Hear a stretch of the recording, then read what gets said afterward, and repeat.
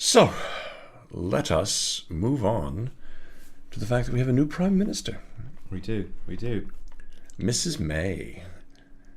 She had a coronation after Andrew Leadsam's unreal implosion. Now, I promised Honest Charlie on Twitter that I would mention his tweet to me because it was one of the more prolific ones of the previous week before she actually withdrew, in which he said, so apparently childbirth is the prerequisite for becoming Prime Minister in England. And I laughed at that, as did I, and promise kept, Charlie. But for her to actually come out and say that just was beyond the pale. And then she demanded the Times to provide the tape, and they did. And she called him this is Andrea, and I called them gutter journalism because they had quoted her, basically. They quoted her exactly. The thing about Theresa May is she comes out with fairly centrist stuff, but the appointments are very right wing, and she's also said appalling things about immigration, and she was described by the Daily Telegraph. One of us, and it's a Tory rag, basically. Yeah. And her speech about immigration in the Conservative conference last October was described as chilling.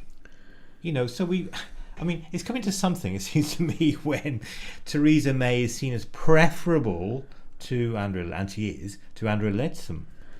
Yeah. It's amazing, isn't it? What do you think, Ryan? It's weird. We seem to have jumped in two directions at once with both Theresa May and Leadsom. It's like the language on the economy and on inequality seems to have gone, that could have been delivered by Ed Miliband, what just happened? And then if you look underneath all the kind of let's tackle inequality, One Nation stuff, it's like, how long ago was the Go Home vans? Like, we don't seem to remember that anymore. And it was only last week she was saying we can't guarantee where EU nationals will be living.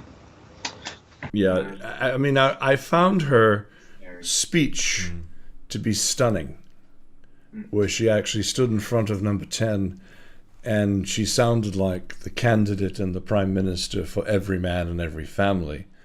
But the hard right swing with the cabinet, you just begin to wonder how much of what was said out there in front of Number 10 was just words. My only hope, and this is a hope, a fantasy really, is that she and Angela Merkel are both Conservatives, both women, they get a kind of sort of meeting of minds, and she, i.e. Angela Merkel, comes out with a deal in relation to Brexit, to keep Britain in the EU. I don't know whether that's going to happen, who knows, but that is my only hope in relation to that. Yeah, it's really a stunning turn of events and set of circumstances with her, because you just don't know. She was a definitive Remainer, but yet we'll talk about her cabinet picks in a couple of minutes. You look at the people that have been put in charge of Brexit, actually been put in charge of our foreign policy beyond herself. You say definitive Remainer, and she made that speech, but I just wonder, it was quite half-hearted, really.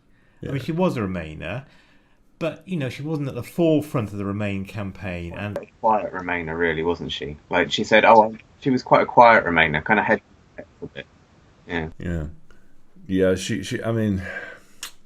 I just don't know. She's very hard to read right now, and maybe that's because of her previous job for 6 years. You had to pretty much keep cards very close to the vest in that role.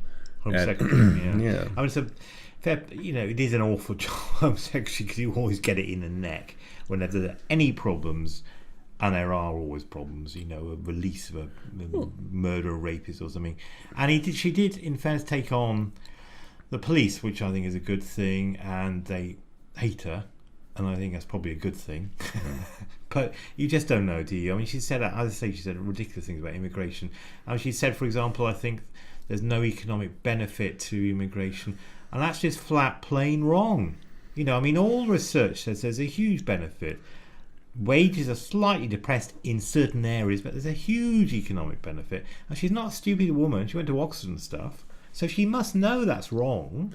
Well, be careful. There are a lot of stupid people that went to Oxford. Yeah. You can't make the assumption that she's not a stupid person because true. she went. I mean, I know a lot of people that went to Harvard University, and they can't tie their shoes without falling down. So you got to be careful. Ryan, when I look at her, she seemed to be the safest, most sane pick, but she's definitely no Margaret Thatcher. Oh no, she's not a Margaret Thatcher. I mean, we can hope she's no Margaret Thatcher, I suppose, but it's very catch-22, I think, with her, because we don't know enough about her, like you said, because she's been in the Home Office for so long.